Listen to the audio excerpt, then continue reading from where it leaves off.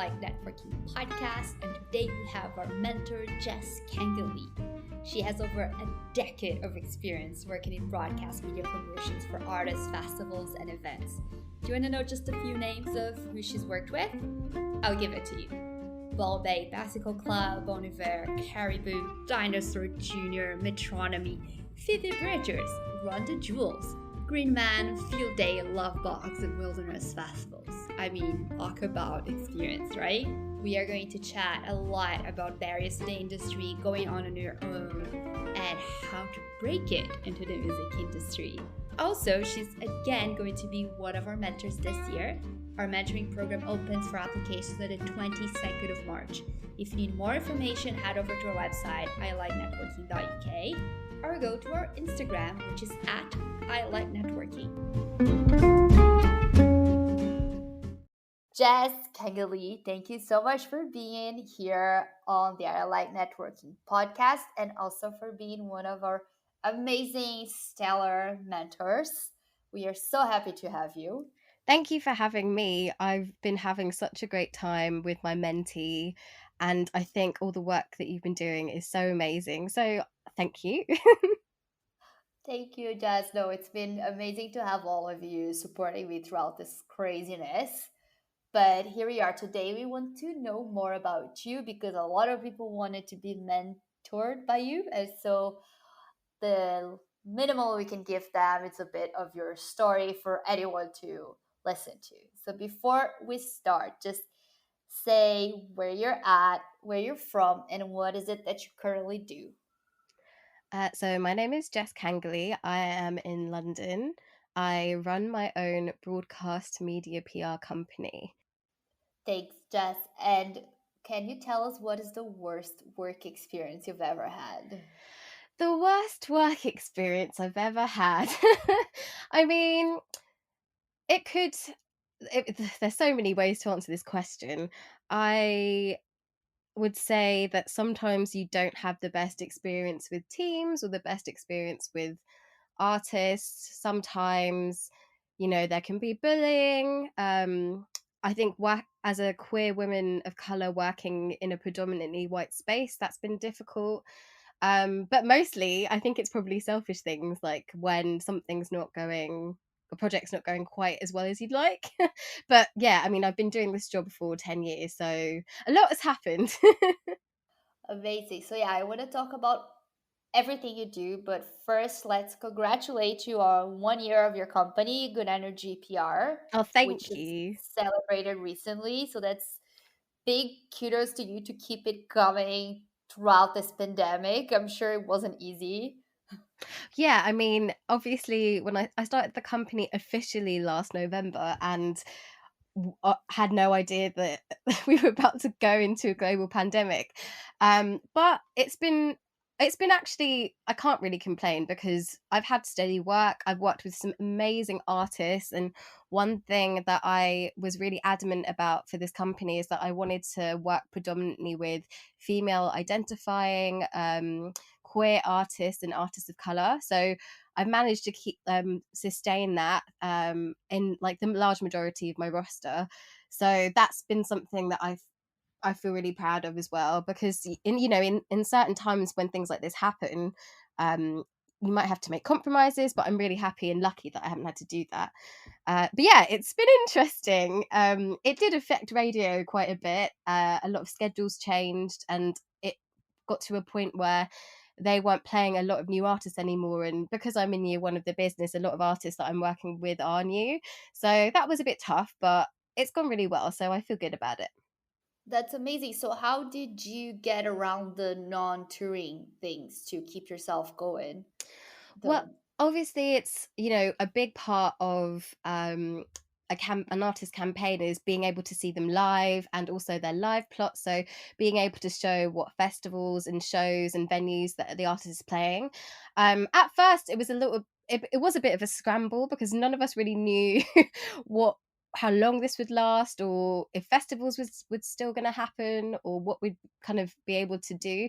But ultimately, like, everyone was in the same boat. So it was tough, and have had a few artists whose live shows are amazing. So it's been a shame that they haven't been able to perform and have people see them. But it was kind of straightforward, really, navigating it, just because everyone was in the same situation.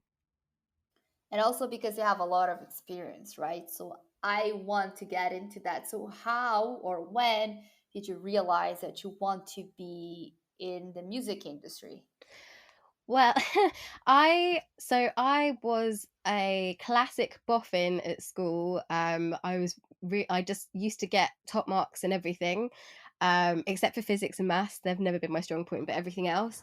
And I was intending to go and study law, um, and had done all my university applications to do that. And then I just changed my mind and decided to do music instead, which is probably not a very smart idea, but I just realized it's something that I love. And it wasn't necessarily something I was the best at, but I felt like I had to follow my passion. So actually, when I was younger, I had a guitar teacher who is in quite a famous band at the moment, and I did a lot of music stuff with him. I also performed at his regular club night, which has become quite big now, and that is actually turned into a label. And so I was kind of in the industry from a younger age as an artist. And then I decided I wanted to I had to go to university. My mum would not let me not go. So I did a degree in popular music and recording. So I always kind of knew from then I wanted to be in music, but I wasn't really sure in what capacity. And when I finished uni, I came back home to London, and I just started applying for internships. The first internship I had was at a small record label, and it wasn't necessarily the best situation to be in. So I carried on looking for other internships, as you do, and I got an internship with a plugin company, and I just really liked it. So I ended up staying there for 5.5 years. And then after that, I moved to a big independent label, and now here we are. I've started my own company. That's incredible. Okay, so wait, you can't even tell us the name of this club or a label that now is a Oh, big label. so it was Communion. So Communion Records. Essentially, my old guitar teacher started the Communion nights with his friend Ben, and his band Hot Rocket used to play. He's in Bear's Den now, actually. Yeah, so I used to go along to those nights all the time and play there. And we did a bunch of recording together. I got offered a very early record deal around that time, but it seemed a little bit shifty, so I didn't sign it and then chose to go to uni instead. That's amazing. So what do you, well, it seems like you've always been quite, how can I say that? Responsible? Is that a good word to say, considering that you're doing all of that? How did you kind of keep your head on like the plan or something? I don't know idiomatic expressions in English, okay? So I'm just making them up. Let me know if you understand them. No, I do. I mean, honestly, I have no answer for that. I've just always, I think I've been quite mature from a very young age, and because I'm a first gen Caribbean, my family's all from Trinidad, so it's very much a Caribbean ethic, especially when people move over from England, to England, sorry, that you have to be the best. Like, it was always impressed upon me from my mum to be the best. So not deviating from a plan, whatever plan it may be, is like not an option. And I mean, luckily now in my old age, I don't feel like I must be the best. I just work to promote things I'm passionate about, and that's like good enough for me, because I feel like working with the acts that I've been working with, I'm able to give a platform to artists that need a platform rather than the same old thing. If that makes sense. Does that make sense? Yeah, absolutely. And did you ever miss performing, or did you want to decide, I know I actually want to be behind the scenes? Your mind was set. It's honestly, it's been a back and forth. I was working with a producer for a while. He's moved to LA now though, so I haven't been able to see him. But we've made some really great music, and I performed at Lovebox Festival a few years ago, opening Solange's stage, and I opened for Zola Blood at the where was it? I can't remember. I can't remember the venue. But yeah, and I've done a bunch of shows. I think for me, like, I have really terrible stage fright. So whilst I do love performing, it was just getting over that took so long, and now I'm in a better place with it, but obviously there's no gigs going on. So I think I'll probably, I mean, I love to write music. I still do it all the time, so I'll probably just keep going with that as a side thing. Yeah, because I think it's a shame sometimes when, if you're a musical person but you start working in the industry, it can be quite difficult to also release music as well, just because, you know, when you've been there working in it for a certain amount of time, people expect you just to give it up, or they're a bit strange about you, like, working in a senior job but also like trying to make music as well. So there is definitely a stigma around it, but I'm not going to stop writing because I love it. That's amazing. I think it probably helps you to figure out your clients' talents, whether they're stuck or not, because I was a music manager in my old life. And as much as I love music, whenever the whole like production started, they would be like, "What do you think?" I'd be like, "God, I have no idea. I can only tell you if I like or not. I don't have any other feedback to give." And they would try to teach me how to properly listen to a record. So they would sit me sometimes on like their studio that has like this amazing, sound boxes. They'll be like, "Okay, now we want you to only listen to the drums. And now I want you," and it was just like, I don't understand how this just happens to people naturally. I can't that like, and whenever I try to sing, people just run away. So very jealous. Even my shower disconnects. Oh no. I mean, it is it is really helpful, especially with what I do, because I think it allows me to have a level of understanding with the musicians that not necessarily everyone has. And, you know, doing edits of music and also monitoring live sessions, you have that other level of understanding, so you can tell instinctively when something isn't right or something isn't happy. It's easier for you to kind of edit songs down, for example, to make sure that the flow is still good and correct for radio, but for the artistic purpose of the song. Yeah, I mean, it definitely does help. But I think it probably just, I think one thing that's really important is, especially when you're working with artists, is being able to connect with them. So I think like that has really, being able to have that musical background has helped me with that. Yes, and I guess you started already knowing some people in the industry because of your teacher and you performed, and I'm sure that came in handy because this is an industry where you need to know a lot of people, especially on your job specifically, where you're about, promoting mostly your clients, right? So you need to have ins, I would imagine, with like the radio and the promoters, etc. So how did you go about like creating that the network for yourself? Well, when I started, I actually didn't know anyone. Obviously, I had a previous history, but all those kind of contacts, I mean, there were friendships as well. So for me, I decided I didn't want to lean on any of those contacts and just kind of do everything myself. But it happened really organically. I would say it was really tough because I was the only woman of color in that space, for a really long time that I was aware of. So you get the sexism, you get the colorism, you get the microaggressions with racism, and all that's really tough. But it does make it harder to make connections, because just even visually you have a lot less in common with everyone. I also feel like, because I was working predominantly like in the guitar world when I started, people just seemed to find it really strange that a woman of color was into that music at the time. So in terms of like the contact base, I have all, which is hilarious that I'm about to say this, considering what I like networking is called. I hate networking. I always found it really so there was something about it I found disingenuous, and I always prefer to connect with people on a like a deeper level, or like a friendship level, rather than my first agenda always being work associated. So it just kind of took time, really, over the years. You know, I worked with different clients, with different managers, with different artists, and you know, you maintain relationships and friendships that way, and that just causes your client base to build. So yeah, it's been really, really, really organic. It's not been easy.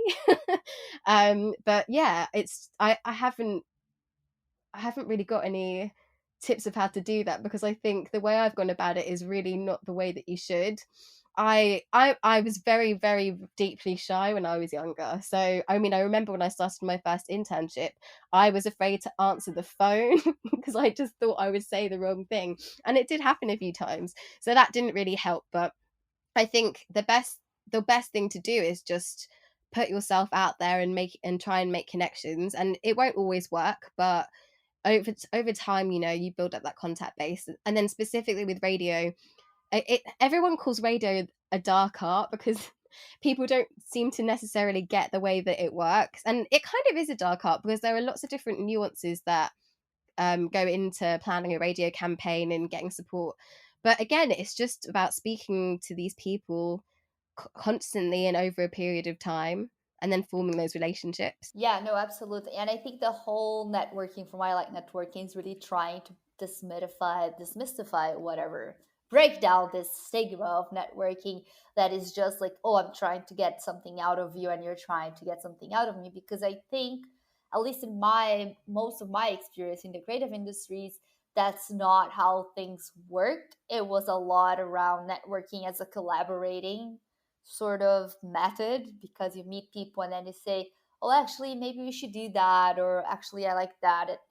It's just that a lot of my connections at the time in music happened in clubs or in parties or in other concerts, so you had to kind of always be out Yeah. meeting people before you could actually have this group of people that you could contact. If you were just sitting at home alone, you wouldn't really, just emailing people wouldn't work. Obviously things are different now when we're doing this like online strategy, because moving around and being in a concert's not a possibility. But hopefully we'll come back to some of that again, because I think it's easier to make real connections that way. But I Exactly. appreciate that, and I um, really appreciate that people. I also I'm not a shy person at all.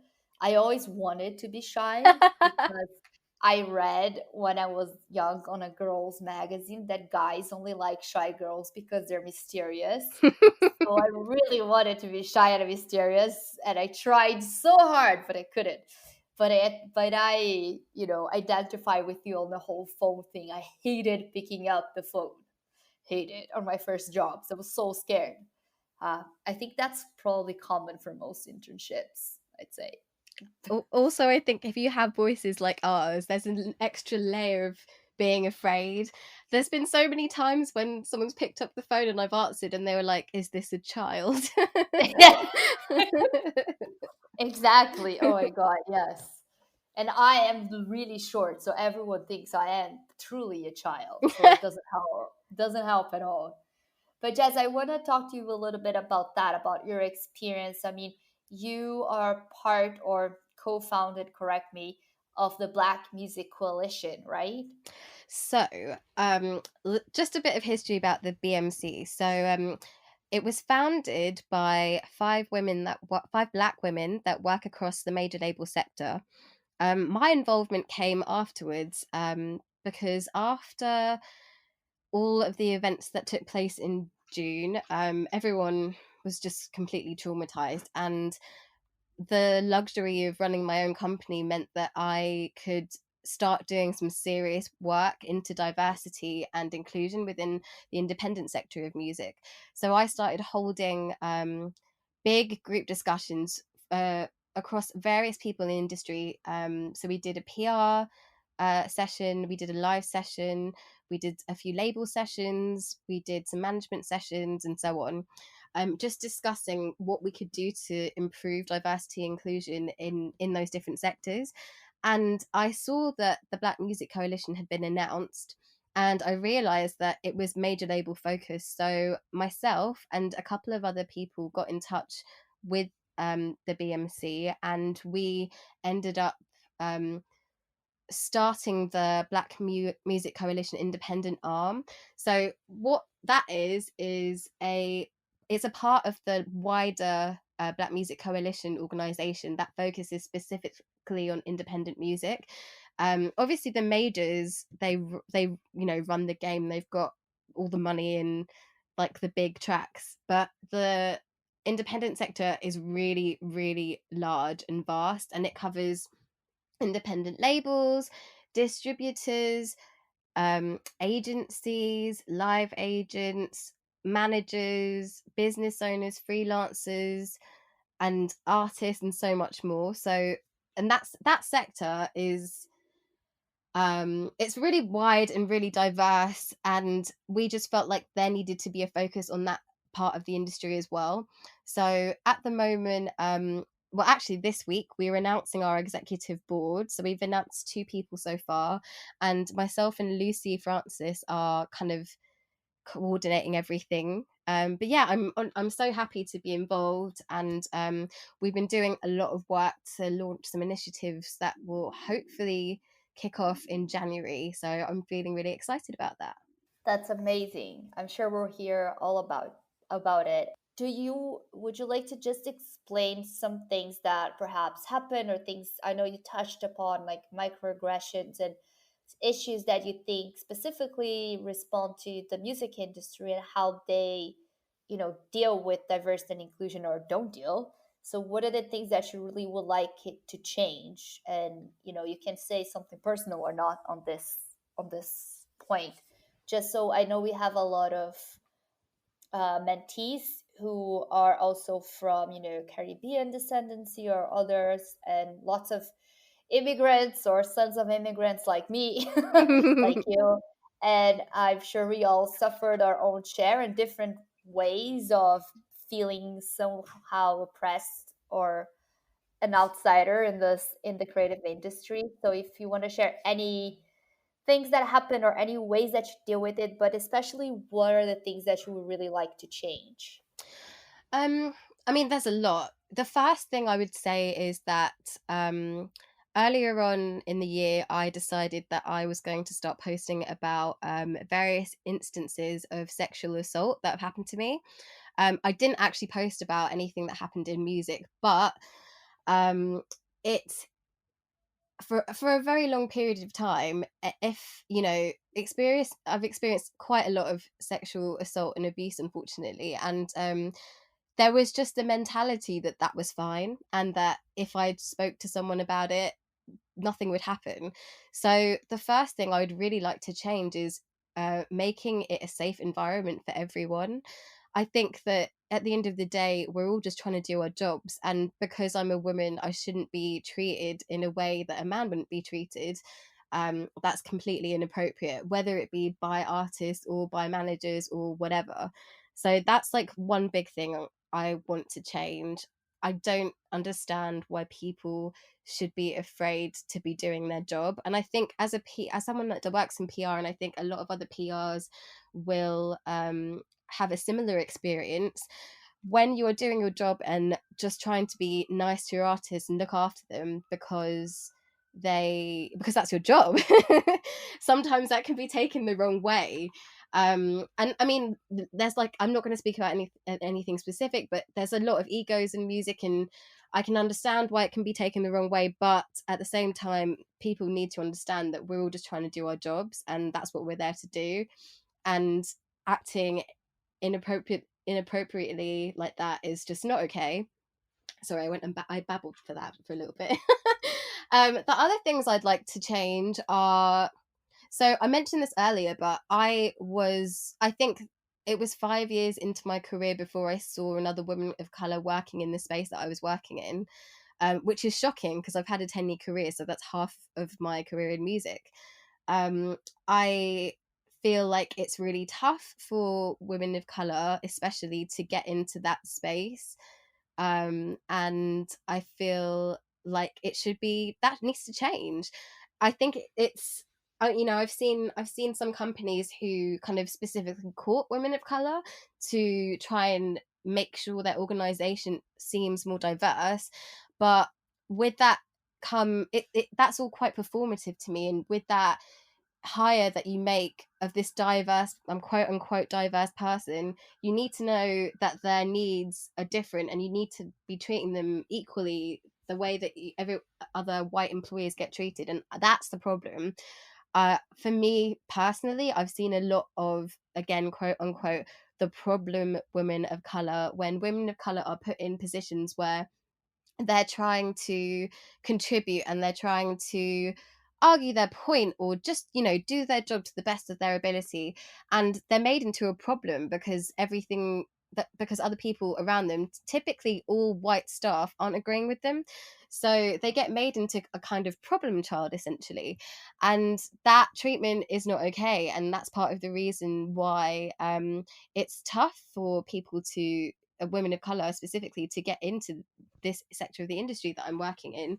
I think that there's only one other independent female of color that I know that does the same job as me, which is just shocking. So that's another thing I want to change. Also, I mean, I would just love to have music be more accessible in general. It's really tough to, I mean, we've all had to do unpaid internships in the past, but I'm pretty sure it's illegal, and it should be illegal.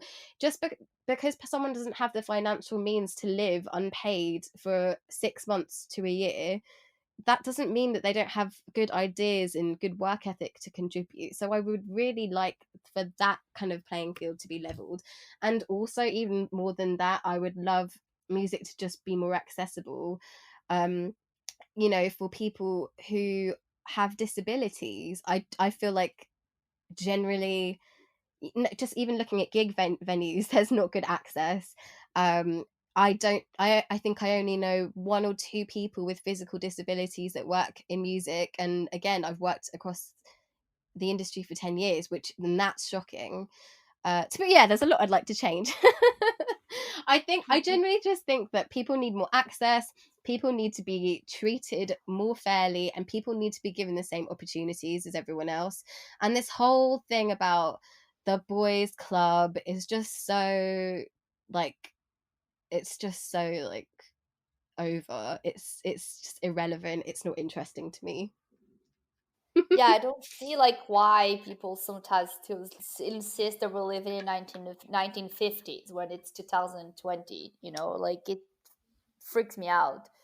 And I agree with all of that, with the situation of the access and the whole, like, as I said to some people just when I started, I like networking. It was something that for me was quite almost, it was a bit shocking because coming from Brazil, where over 56% of the population is considered black, or they consider themselves black, uh, it's I've always almost never worked with black people ever. And I've worked for over 14 years in the creative industry. And I just don't see, that was exactly my point all the time. It's like, how is this happening? Like, where is everyone? Because like we are definitely the minority over there. And then I came to London expecting it to be a lot better because, you know, it's an established industry. And I kind of encountered the same problems. Different problems, of course, because we have a different sort of mix of people, right? We were the largest market for slaves from West Africa. Then we had, I don't know, it's very different in terms of how the society was formed, obviously, so you can't compare them directly. But yeah, the whole thing is still pretty grim from an outsider's perspective that knows the problem in their own place. I don't know if that makes sense. I don't even know if that's relevant, but yeah, I think we all need to do something about it as much as we can. And I agree that I think this whole boys club thing, it's totally done and dusted. And we had a podcast with Jenny Seeley, who works for Grey Eye Theater Company, and they only work with disabled talent. That's amazing. And the first time I saw their work, I was shocked because they have like a model of the set design. So if you're blind, you can touch it and see what it's gonna be like. They have some vibration stuff so you can feel the ceiling. There's like subtitles on everything. It's just so well done. And it's like, oh, I don't see like how is this a special thing? Shouldn't this be like everything? I don't know, you know. And it was on the National Theater, so I'm like, oh, surely the National Theater can do this for every production, you know, maybe not a tiny theater somewhere, but anyway, we'll get there. I mean, I feel like that, well, firstly, that sounds amazing. And, you know, I think obviously everyone's had a really difficult year, but one good thing that's come from it, I obviously like try and think about the positives, is that it's been, I feel like the last few months have created such a vehicle for change. And I don't know if we hadn't had this pandemic that any of these changes would have happened. I don't feel like they would have. So that's kind of like one positive I will always take away from this pandemic. Yes, absolutely. Jess, I want to know a little bit more about your day-to-day job, Mm-hmm. because that's also part of the podcast, so that people know what are the options when working in music. So I'd like to know, why did you want to do this part of the music industry especially, and what do you think are the skills someone needs to have or develop to go more into PR? Well, I will start by saying that I am the opposite of an archetypal PR in every way. Honestly, sometimes I'm just like, how did I even do this? I like, you know, I mentioned earlier that I was really shy. You should not be shy if you're a PR. You need to be really bolshy, really bubbly. I mean, I am pretty bubbly. I just was really shy at the start, and I didn't have a lot of confidence. And I think, you know, just going back to a few things I mentioned earlier, a reason why I didn't have a lot of confidence is due to, you know, the people that I could see. I didn't see myself in anyone. It only seemed to be a white male dominated area, and just, you know, for various reasons, that all affected my confidence. It was also really hard to kind of make connections because no one was really interested in being friends with the chubby mixed race girl. But yeah, so you need, like, skills wise, you need to be, firstly, hyper organized, I think, and that's just across the board. Being organized is so imperative. And this is still why I have a paper diary as well as a digital diary to this day, because I put my entire life in it and it helps me stay organized. So that being, you know, bubbly and outgoing, having a good ear for music, but also having a good ear is subjective because you like what you like. There's a lot of music that some people love that I won't work on because it's just not my thing. And that's okay in PR. I think it always goes better if you're working on something that you personally are super passionate about. So, and then obviously, kind of moving on from that, it's all about making sure your contact base is strong, whether that is your radio and TV contact base or your manager, label, and artist contact base. And then a smaller part of it is just always being aware of what's going on around you. I mean, I say smaller, it's probably a big part of it, but it's quite easy to get insular when you do this kind of job because you're just focused on the radio. Should have said that I do radio and TV PR. So I focus on artist music for radio, and then also getting them slots confirmed on TV. But another thing, a part of my career that I do that not a lot of pluggers do, is I've done a lot of work on festivals. So that's quite different in that you are promoting a festival, not a singular artist. And the way that I always worked was I booked in loads of promo slots for specifically the festival, but then the entire festival lineup as well. So it's I mean, I love doing festivals. It's such a fun time. The longest one that I did was Lovebox. I think I this would have been my 8th year of Lovebox. It's my longest standing relationship. But I it's really cool to have that kind of different side of things, because you're working across so many varied artists which you probably wouldn't get a chance to work across day to day in real life.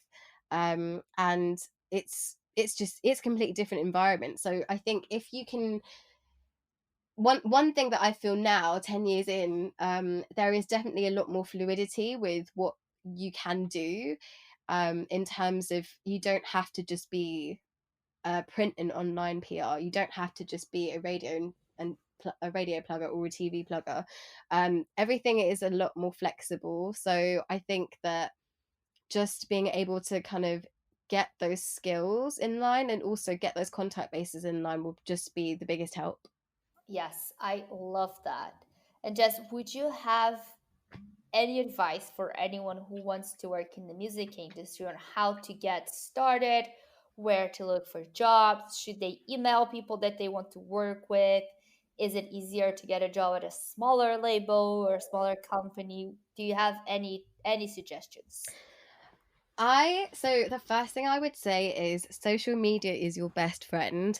When I used to look for internships, I mean, even 10 years ago, people weren't that active on social media. And I used to use a website called, I think it was called UK Music Jobs, something, I don't remember. I don't even know if it's still running now.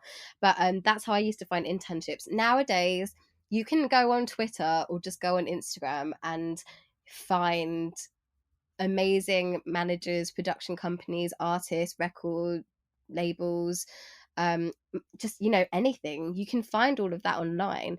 And I think like having the tenacity to go and look for those people and contact them is the most important thing. There's always going to be times where you might have to email someone a bunch of times and they don't respond. We're all busy at the end of the day, so if something's not if someone's not replying to you, keep trying. It's nothing personal. This is just how the industry is sometimes. But I definitely say just go and find some contacts. Obviously it's a bit difficult now, but arrange to have coffees with people, arrange to go to gigs with people. Just get yourself out there. A lot of the time there won't be a job advertised or anything, or an opportunity advertised or anything like that, and you can kind of create your own opportunity from having those meetings. Also, it is so, I know I've said this already, but it is so important to get to know people on that personal level, because ultimately the rule still rings true. It's you need to have those contacts. It's about who you know, and kind of working really hard to make sure that you put yourself out there, and put yourself out there for opportunities is like super important. I love that. And just one thing that you may or may not know, but Mm-hmm. I'll try to ask you anyway. If someone is, starting to work in PR and so on, do you think there's anything that they can do online to improve their skills to make them more employable if they can't get a job right now? So it could be anything from, learning how to write, I don't know, a press release, doing any research. Are there any industry publications that you recommend? Are there any resources that you tell people to work? It might not be just for PR, but for them to be more informed about the industry. So I would say, just with everything as it is now, there's not anything I'd specifically point someone towards, but I definitely say, work on your writing. There's no right or wrong way to, write a press release. Everyone's got their own different flair, but it's a good skill to have coming into it. I would say alternative skills as well, like design skills for social assets, for example, I think that can be really important, because I'm really bad at social media. It's just not my forte, but it's a really valuable tool to be able to do designs for socials, especially when you're promoting your artist. So that's like another skill to have. And I mean, I think those are the main things. I'd say also just keep your awareness up of like new music that's coming in, because when you ultimately have these chats with people, they're going to ask you, what are you into right now? And that's going to be part of a conversation where you can align in a way, and I think that's really important. There's the only things I can think of. No, that's really, really good. I know we're almost out of time, so I'll ask you two final questions. Is that okay? Yeah, of course. Okay, cool. So one question is the one I get asked all the time. So since you started your own business, can you tell us how easy it is for you to define how much you're going to charge for your services? And if there's ever moments where you have to negotiate, if that's easy for you, because a lot of our freelancers or self-employed or a lot of our mentees are trying to set up their own things, and that's something they struggle with a lot, of sticking to a fee. So have you ever encountered any issues on that? Yes, for sure. I mean, the first thing I would say, which is really the fundamental issue, is you have to know your worth and the worth of the service that you're providing. I think that it's a lot of this is actually really personal, considering it's to do with money, but it can be really easy to be bulldozed into charging a really low fee, and you need to make sure that you know that you should be charging a certain rate for a certain service. So don't let that happen. I mean, obviously there are going to be times when you have to negotiate because of whatever reason. The artist might not have a lot of budget, they might be unsigned, the target base is different, anything like that. But the way that I tend to work is I have a specific structure for different types of artists depending on what area or phase of their career they're in, and then I always offer that as the first instinct, depending on the target list, and then if needs be we can negotiate. But I think it's really, really important to kind of stand your ground a bit. Obviously we all need money to live, but I one thing I have found, especially as I started my own business, is that people are very what am I saying? People are a lot more likely to try and negotiate you down to a very small fee when you're independent on your own, as opposed to being in a different environment, like part of a bigger company or part of a label. So the way that I look at it is I know what fees I used to charge 10 years ago, and it was 10 years ago. So I kind of, just I would advise like writing down your fee structures, and then that being the base that you work off, but also remembering that you must be a bit flexible sometimes, but you should try and keep to that as much as possible. I think again, it's like such a personal thing, because sometimes when you do these kind of jobs, your self-worth gets tied directly to what you're bringing in, or what you feel, the way that you feel other people value you, which can be affected by what the low charge they're trying to get away with. So you've got to be strong, and you try and stick to your guns a bit. I love that. Thanks, Jazz. And to leave things on a very high note, would you give us 3 songs or 3 artists that we should all be listening to? Well, of course, I'm going to give you 3 of my artists, Of because I course, wouldn't of be a course. PR if I didn't. So, 3 artists. So, I am working on Future Bubblers 4.0 compilation. So Future Bubblers is a label that is within Brownswood, which is Giles Peterson's label. So this is an amazing project. Essentially every year they pick a group of young up and coming artists to get mentored by people in the industry, and they they all create tracks, and that goes into the compilation. So it will be out on the 20th of November, which is next Friday, and there's a couple of tracks out now on Bandcamp called by Kiddis called Slow, and by Lazy H called When the Horns Come In. So that counts as one thing. And then my next thing, I've been working with this brilliant band called Clipping, who I've just had the best time working with. They're based in LA. They're a horror rap trio, and their newest album, Visions of Bodies Being Burned, came out a couple of weeks ago.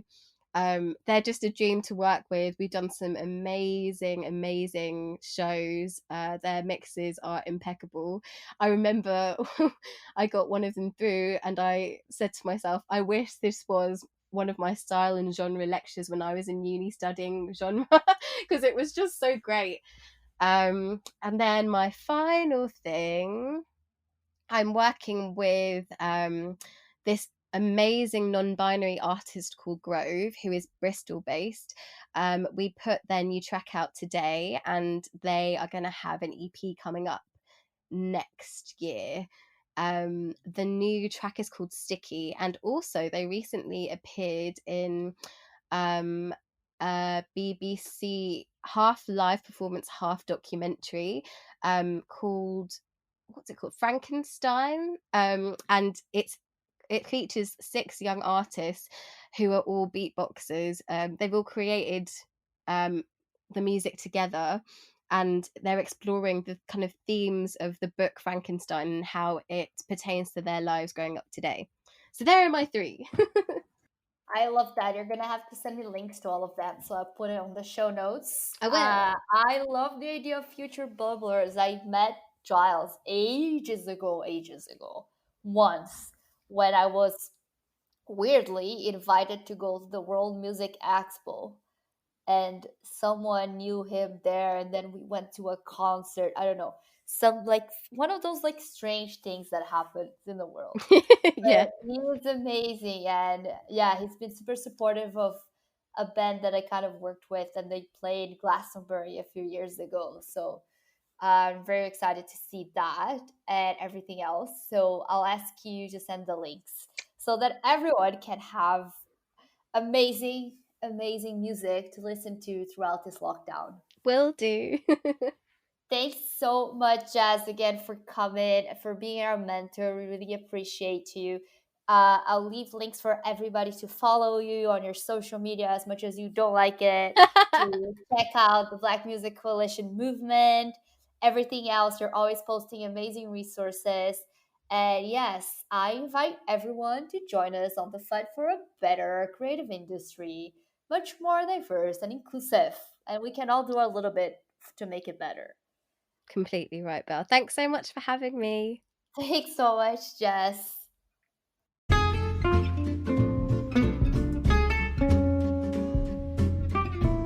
Thanks so much for listening. I hope you enjoyed that conversation. Next week, we have our incredible mentor in the visual arts world, Anna Helwing, talking to us about many, many things, including drinking tea with Yoko Ono. Not to be missed. If we enjoyed the show, please rate, review, subscribe, share. You know the drill. That really does help us. And for more information on everything that we do, head over to our website, ilightnetworking.uk, or on Instagram, which is at ilightnetworking. We're also on Twitter and LinkedIn, and you can find us easily by typing I Light Networking everywhere. We're that original. Thanks again, and I'll see you next week.